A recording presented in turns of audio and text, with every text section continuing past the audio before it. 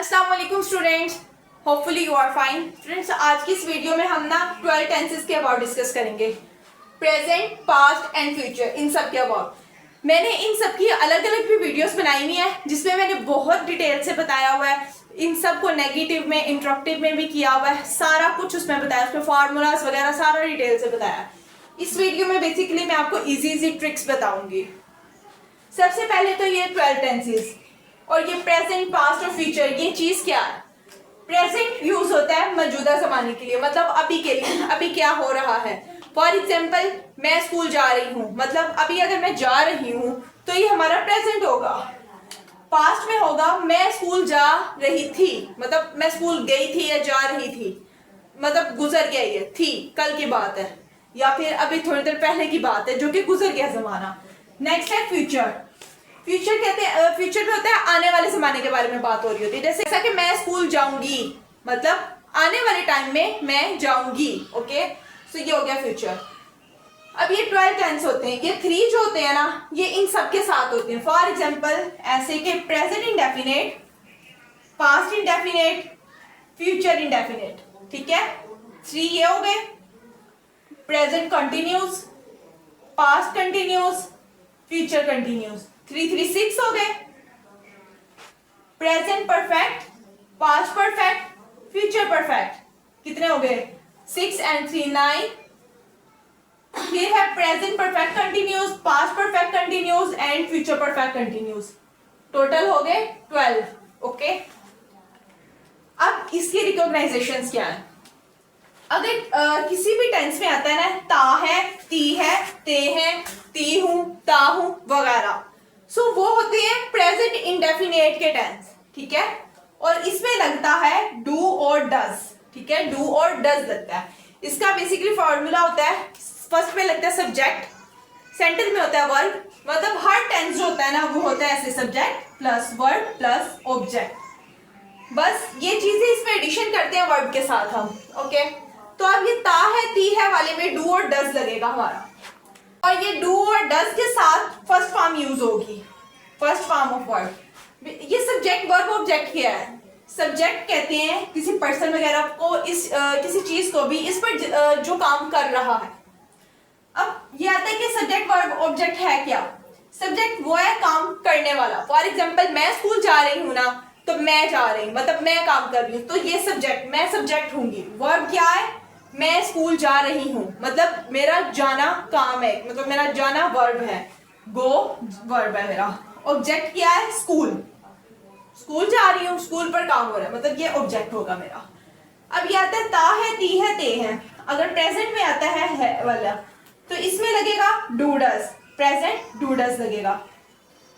Next, अगर भी किसी भी टेंस के लास्ट पे आता है ना अलिफ, ये और ये, तो वहां पर लगेगा डिड, मतलब ये पास्ट का टेंस है। फॉर एग्जाम्पल, मैं स्कूल जा रही थी, क्या आ गया? थी आ गया, लास्ट में किया है छोटी या, ये हो गया या, सो यहां लगेगा डिड। नेक्स्ट है गा गी गे, जैसे कि मैंने बताया मैं स्कूल जाऊंगी, तो गी के साथ लगेगा विल, गा गी गे के साथ लगेगा विल। ये याद रहे कि डू डज डिड विल, इन सब के साथ हमेशा फर्स्ट फॉर्म ऑफ वर्ब लगती है, फर्स्ट फॉर्म लगती है वर्ब की। नेक्स्ट आता है कंटिन्यूस के tense.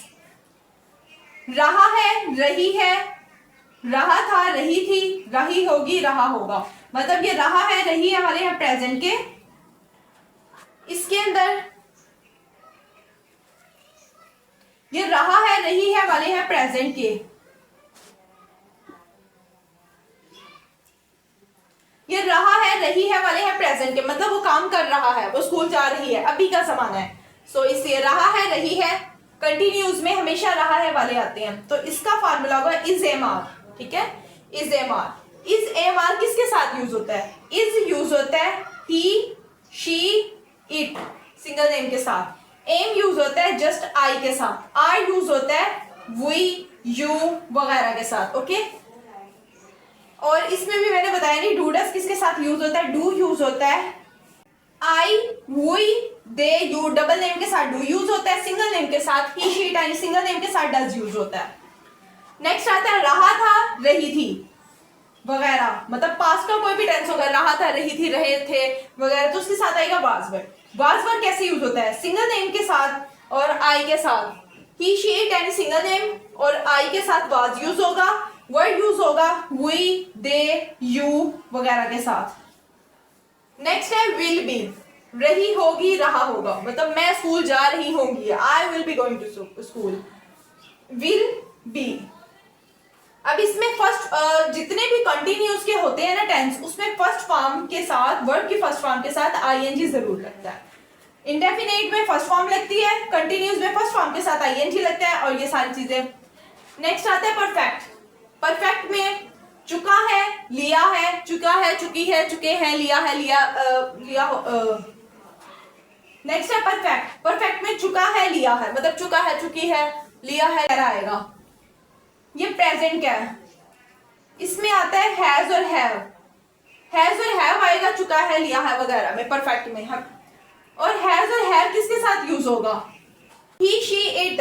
He she it any single name, कोई भी एक पर्सन का अगर नाम है तो हैज यूज होगा। हैव यूज होगा I, we, they, you, them वगैरह के साथ ये आई यूज, हैव यूज होगा। नेक्स्ट है हैड। किसी भी टेंस के लास्ट पे आते हैं चुका था, चुकी थी वगैरह, तो उसके लास्ट पे यूज होगा हैड।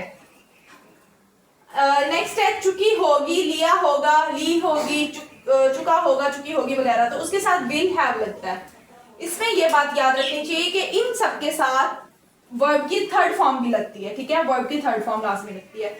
इसमें फर्स्ट फॉर्म, इसमें फर्स्ट फॉर्म के साथ आई है, जिसमें थर्ड फॉर्म। अब बेसिकली हमने पुट कैसे करने हैं, जैसे कि मैंने बताया सब्जेक्ट, वर्ब, ऑब्जेक्ट, ये तो है ना।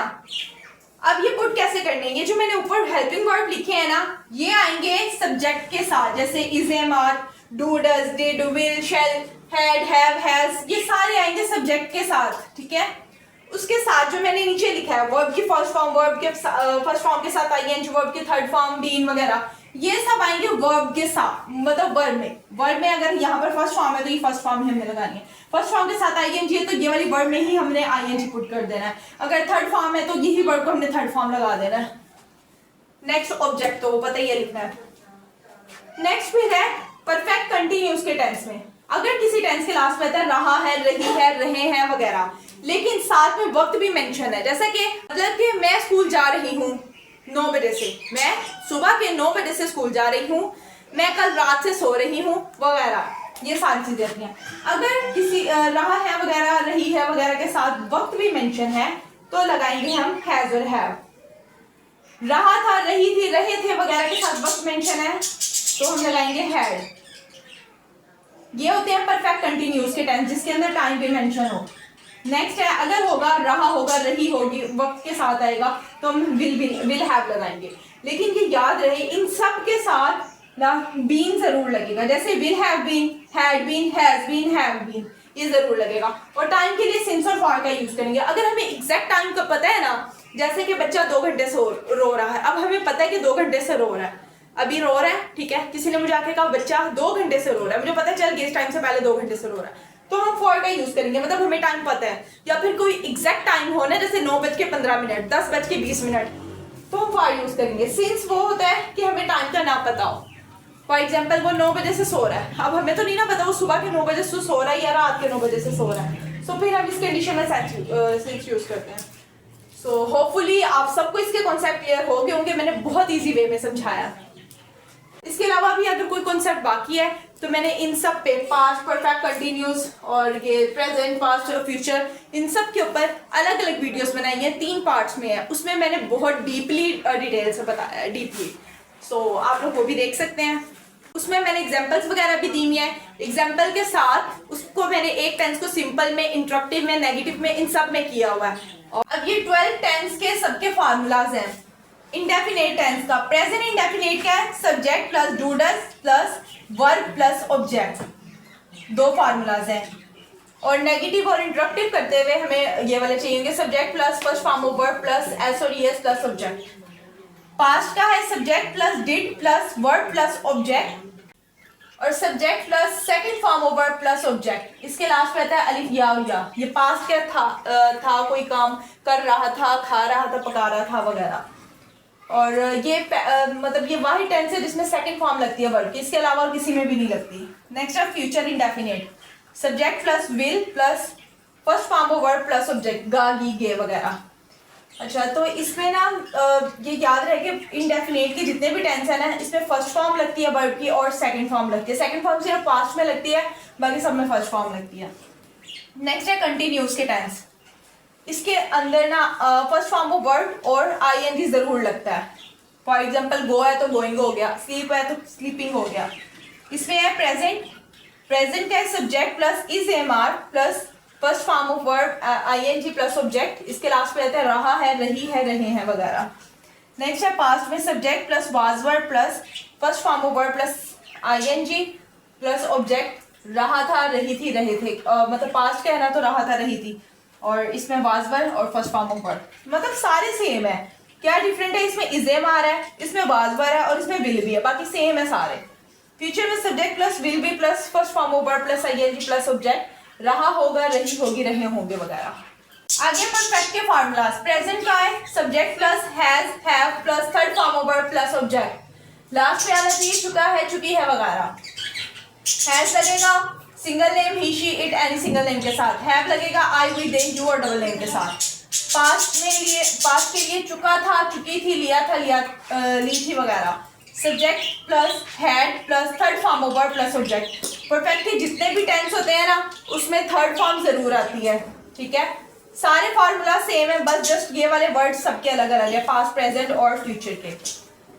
प्रेजेंट के लिए हैज हैव यूज होगा, पास्ट के लिए हैड, फ्यूचर के लिए विल हैव। फ्यूचर के लिए इसका ये होगा रिकॉग्नाइजेशन, चुका होगा, लिया होगा वगैरह। नेक्स्ट है परफेक्ट कंटिन्यूस, इसमें subject plus has have been plus first form of verb ING plus object plus since और फॉर, ये टाइम के साथ आएगा। फॉर एग्जांपल वो स्कूल जा रहा था 10 बजे से, तो इसमें टाइम आ गया 10 बजे से, तो इसलिए सिंस और फॉर। अगर हमें एग्जैक्ट टाइम पता है तो फॉर लगाएंगे, टाइम सही नहीं पता तो सिंस लगाएंगे। तो इसमें भी सारे के सारे ये तीनों के तीनों सेम है, प्रेजेंट, पास्ट, परफेक्ट के। जस्ट ये डिफरेंस है, इधर हैज हैव बीन आएगा, यहाँ पर हैड बीन आएगा पास्ट के लिए, और फ्यूचर के लिए आएगा विल हैव बीन। जस्ट बाकी सारे सेम है। और ये भी रहा है, रही है, रहा था, रही थी, होगा, होगी वगैरह। और ये भी याद रखना, परफेक्ट कंटिन्यूस में हमेशा बीन वर्ड यूज होता है, और हैज हैव हैड के साथ हमेशा थर्ड फॉर्म यूज होती है परफेक्ट का जो, और कंटिन्यूस के लिए हमेशा आईएनजी वाले लगते हैं। सो जस्ट आज का यही इतना ही सही टॉपिक था। तो जस्ट ये 12 आपको टेंस आ जाएंगे ना, आप लोगों को पूरी इंग्लिश ग्रामर आ जाएगी, समझे, मतलब इंग्लिश बोलनी आ जाएगी। इसके अलावा अगर आप लोगों को किसी भी चीज़ की समझ नहीं आई तो आप लोग मुझसे पूछ सकते हैं, मैं आप लोगों को रिप्लाई करूंगी। इंशाल्लाह। अल्लाह हाफिज़, टेक केयर, मुझे दुआ में याद रखिएगा।